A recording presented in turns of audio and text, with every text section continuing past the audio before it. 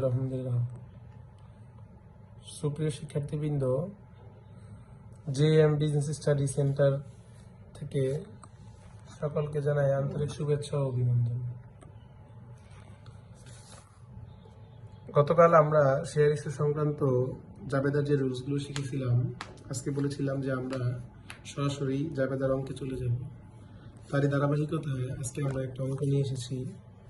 অঙ্কটি হচ্ছে, Sanjida company limited 4 lakh টাকার অনুমোদিত মূলধন নিয়ে নিবন্ধিত হয়, যার প্রতিটি 15 টাকা মূল্যের, মনে রাখ 25 টাকা মূল্যের। 25 টাকাটা হচ্ছে কি পুরাতন মূল্য, সবাই মনে রাখবা। 25 টাকাটা হচ্ছে কি পুরাতন মূল্য। 16,000 শেয়ারে বিভক্ত। এই 16,000 শেয়ার হচ্ছে অনুমোদিত শেয়ার। কোম্পানি শেয়ার প্রতি 5 টাকা অধিহারে। অধিহার কয় টাকা? 5 টাকা। অধিহার মানে লাভে।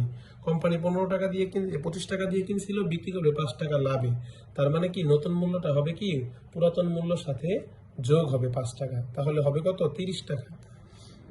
15,000 শেয়ার বিক্রির উদ্দেশ্যে বিজ্ঞাপন প্রচার করলো।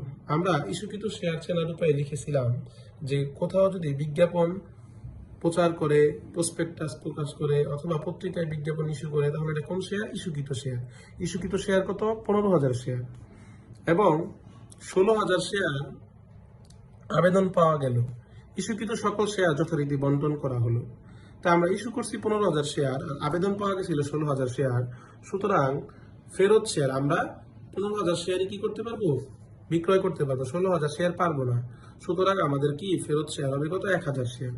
কোম্পানির বইয়ে প্রয়োজনীয় জাবেদা দেখাতে বলছে, ব্যাংক হিসাব প্রস্তুত করতে বলছে, আর আর্থিক বিবরণী। যেহেতু আমরা আর্থিক বিবরণী এখনো শিখি নাই, সুতরাং আমরা জাবেদাটা শিখবো আর হচ্ছে কি ব্যাংক হিসাবটা।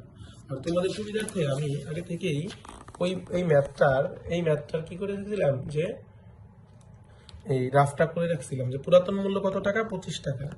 অধিহার কত? 5 টাকা। বলছিলাম নতুন মূল্য মানে কি পুরাতন মূল্যের সাথে অধিহার থাকলে যোগ করব, অপহার থাকলে বিয়োগ করব। তো অধিহার কত টাকা ছিল? 5 টাকা। যোগ করলে হয় কত টাকা? 30 টাকা। সকল কাজ করবো আমরা কোন দিয়ে? নতুন মূল্য দিয়ে। নতুন মূল্য কত টাকা? 30 টাকা। ইস্যুকৃত শেয়ার কত? 15,000 শেয়ার। আবেদনকৃত শেয়ার 16,000 শেয়ার। ফেরত শেয়ার আবেদনকৃত থেকে ইস্যুকৃতটা মাইনাস করছি, থাকে কত? 1,000 শেয়ার। এই রাশিটা আমাদের মনে রাখতে হবে। আর এটা যে পরীক্ষায় লিখতে হবে এরকম বাধ্যতামূলক না। যারা তোমরা যখন আরো 3-4টা ম্যাথ করবা, এক্সপার্ট হয়ে যাবে, তখন আর এগুলো লেখার কোনো প্রয়োজন নাই। এখন আমরা সরাসরি জাবেদা চলে যাচ্ছি। জাবেদাটা খেয়াল করো, আমরা কালকে প্রথমে রুলসে লিখেছিলাম যে কিসের জাবেদা লিখেছিলাম? মেশিন সংক্রান্ত জাবেদা, মেশিন ক্রয়ের জাবেদা। মেশিনটা যদি কি ব্যাংকের মাধ্যমে ক্রয় করি, যেহেতু আজকে আমাদের মেশিন নেই, তাহলে আমরা মেশিন ক্রয়ের জাবেদায় যাচ্ছি না। তারপর 2 নম্বর জাবেদা ছিল আবেদনের জাবেদা। শেয়ার আবেদনের জাবেদা কি ছিল? ব্যাংক হিসাব ডেবিট, শেয়ার আবেদন ক্রেডিট। আমরা বলছিলাম যত কাজ করব সব কি দিয়ে?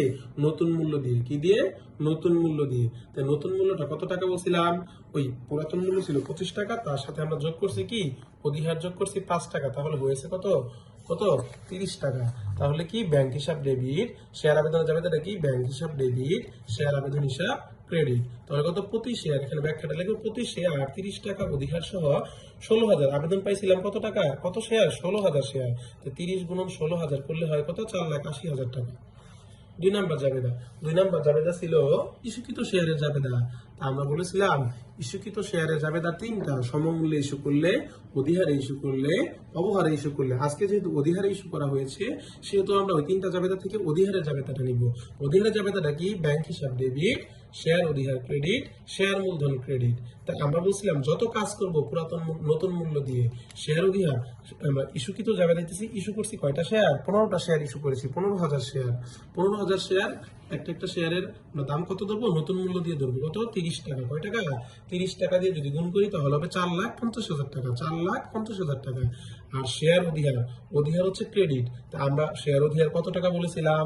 5 টাকা। শেয়ার অধিহার কয় টাকা? এখানে লিখেছিলাম শেয়ার অধিহার 5 টাকা। আর শেয়ার অধিহার কত? তাহলে 5 টাকা। আর ইস্যুকৃত শেয়ার কত ছিল? 15,000 শেয়ার। 15,000 গুণন 5 কত হয়? 75,000 টাকা ক্রেডিট।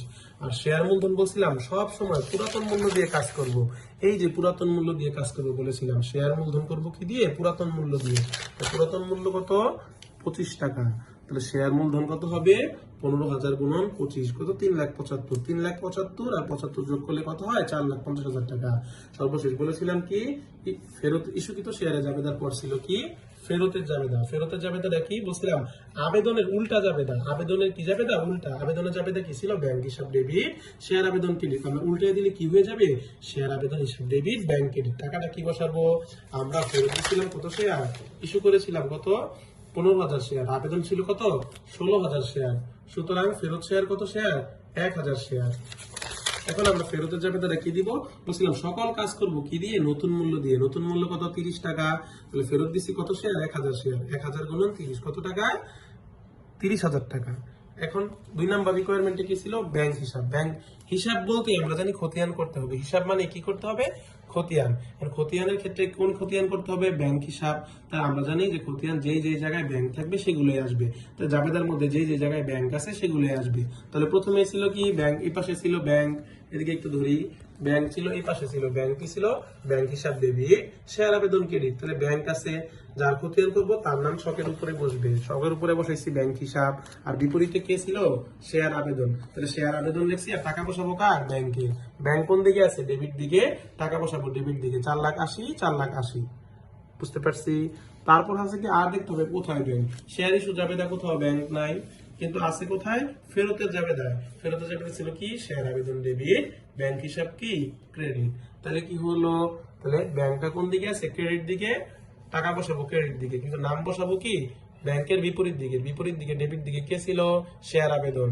আর টাকা বইছি কোন দিকে? ক্রেডিট দিকে। তাহলে আমরা জানি ডেবিট ব্যালেন্স আর ক্রেডিট ব্যালেন্স হলে কি হয়? বিয়োগ হয়।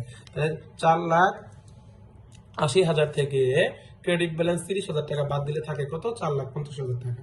এই ছিল আমাদের মতো এই পর্যন্ত এই ক্লাস। সবাই আমাদের সঙ্গে থাকবেন। JM বিজনেস স্টাডিজ চ্যানেলটাকে সকলেই সাবস্ক্রাইব করবেন। ধন্যবাদ।